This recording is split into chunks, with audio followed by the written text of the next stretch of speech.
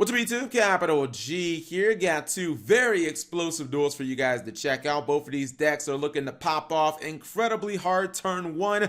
And in these duels, you're going to see some very strong pop-offs, including a Synchro pop-off. You guys know what a Synchro pop-off looks like. Usually it ends on at least a couple of Quasars on field, maybe a Blazar and a Quasar, etc., etc. And Master Rule 4, the plays are still very live then. You can also end on very good defensive cards that are not Quasar and Blazar Dragon, just some good spells and traps. Let's see exactly what I'm talking about. So first duel, he's not going to go for Neo Space Connector like I thought he would. Instead goes for Marauding Captain, and that's going to get the Blazing or the Blue Mountain Butterspy, I believe, from his hand. I think just wouldn't Neo Space Connector have just been better? Isn't it just always better to go for that card in particular? It's fine. He's going to go for Summon Sorceress, Mannequin Cat, give his opponent that Rescue Ferret, and then he can summon a Ferret from his deck. He still has Rescue Ferret's effect online to get like 3 monsters, and these 3 monsters in particular are just like you got Steam the Cloak, you got freaking Doppel Warrior, and then you also have Glow Up Bulb. Like you basically you have everything that you want to essentially just synchro spam the board and create a billion tokens. So he's gonna get a lot of tokens on field, and this is what you want if you are a synchro player. So you just go Dread is pretty much the epitome of a playmaking card. It opens up 3 extra monster zones, which are exactly the number of extra monster zones you need to drop a Quasar or a Blazar. And it's all just kind of a formality. You're basically just trying to get 5/5/2. Generally, that's going to equal a Quasar, and then maybe you can make like a Saryuja on the other side of the field, shift to the right side, and then just continue making your plays. And you know, these Blackwing cards are just so good. You know, this is why Steam the Cloak is banned in the OCG, but in the TCG you can still do a lot of these plays. There is Quasar Dragon, and I believe he's going to follow that up with a Blazar Dragon. He might not even need to make a second Saryuja because he's just drawing so many damn cards, and this is like another reason why Soul Charge could never ever come back and should have been banned years ago. Now you look at his board and you're like, it's got Saryuja, it's got Blazar, Quasar. I think I did that backwards, my mistake.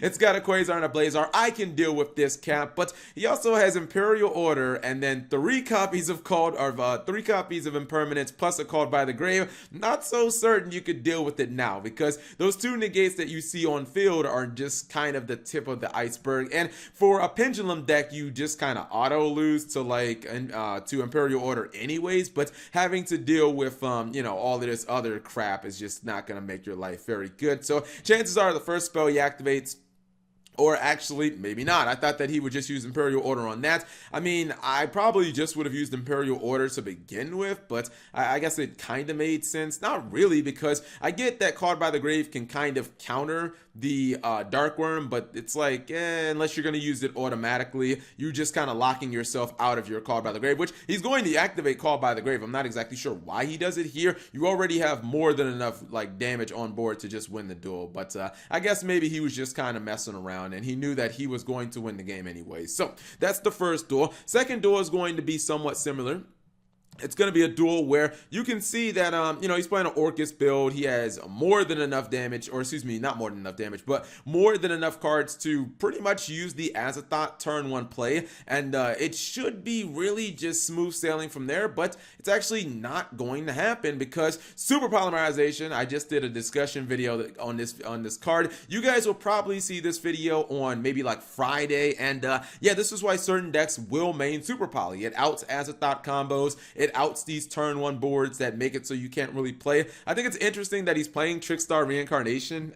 I mean, I get Trickstar as being like a combo for these Orcus decks to get the Mermaid, because you normal summon Candina and then you're going to search your Trickstar Carabane, but I just don't get like playing Reincarnation. That doesn't make a lot of sense to me. So whatever, he's gonna go for the Time Thief Redoer, trying to go for that Azathoth, and his opponent even has the Orchestrated Climax, which is not even live, but even if it was live, this is an Infernity Barrier for Orcus that also has a Rhoda built into it. It wouldn't matter if your opponent had this or not, because Super Poly is uncounterable. You just activate it and boom, you drop that Starving Venom Dragon, your opponent can't do anything. I thought he was actually I thought this match was going to be free, dude. Not only does he crack the board and he makes the Azathoth pretty much non-factor, but he also is just going to tribute tribute his opponent's Rusty Bardiche off field. He's going to get himself a nice little, what does he get? He gets a bat to the front, and I was like, man, you gotta win this match. If you crack your opponent's board like that, you gotta be able to close this out. His opponent also has Thanos Dragon, which is just completely dead because he's not gonna link summon, or at least he's not doing it now. And I mean, it looks pretty good. He's gonna tribute the copy of Candina to get himself another card on field, an Artifact Sanctum. He could just use the Artifact Sanctum, lock his opponent out of the extra deck. He instead lets him go for Galatea. Not sure why he didn't use the, maybe there's a reason, like could he have just used the Artifact Sanctum and just made it so he couldn't go into the extra deck? His opponent is going to use the Orchestrated Nightmare, unfortunately. Actually, hold on. Can Orchestrated Nightmare be used when you just control an Orcus monster? I thought you had to have an Orcus Link monster. When you control an Orcus Link. Oh, he has Galatea here. For some reason, I was still thinking that was Rusty Bardiche. I'm like, what the heck? How did it let him even use that? He's going to top deck a Skarm, not exactly the most live card, but as long as he's able to keep Lilith on field, he should be okay. Actually, oh no, that was really bad. The rank up spell actually still has applications here because he's going to use it on for True King of all calamities. This duel is spiraling out of control and back into the favor of the Orcus player. He's going to go for the Artifact Scythe now, which is too late because he already used the True King of all calamities. This means Scythe cannot activate. He is still free to go into his extra deck, and he's going to slowly but surely lose advantage and tempo of this duel. He summons the Dingirasu. This card is actually just like fucking broken. I mean, it doesn't even have to be Xyz summoned for it to send a card to your opponent's grave, non-targeting, by the way. Like, this card is just actually dumb, and you can see that at this point, it looks like the anti-meta kind of lair player he's just lost control of the duel. I think that there were some ways that he would have been able to fight back, but once you let the player kind of get the Dingirasu multiple times, you let them get that effect off, you're just not going to have any hope. He doesn't have any monsters as well, and he is still just really playing those Trickstar cards, not even going to go into his extra deck. Looks like he might actually just have game on board. Well, yeah, no, wait, no, leaves him with 100 life points. The 100 life point comeback. Now, he cannot activate, he does anyways.